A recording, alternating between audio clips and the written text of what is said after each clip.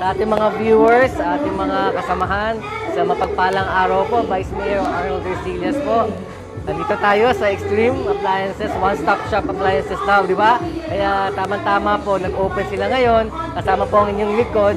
At sabi ko nga sa ating mga nag-business sa lungsod ng Santa Rosa, punta pa kayo rito sa lungsod ng Santa Rosa. Kami po ni Mayor Arlene Ercillas will always be here to support our businesses, our stakeholders. Siyempre, kasi pag maraming nag-i-invest sa Santa Rosa, ang panalo ay ang Santa Rosa, ang mamamayan ng Santa Rosa. Kaya sa inyo po, dito po tayo. Tara na, mag-shopping na tayo dito sa Extreme Appliances. Unang-una, maraming salamat sa pagtangkilik dito sa stores namin. Ito yung 48 stores na Extreme Concept Store. Dito sa store na to, available yung wide range ng appliances. So wala ka nahahanapin pa. Lahat ng pangalan dito makikita mo puro Extreme. From small apps to big apps.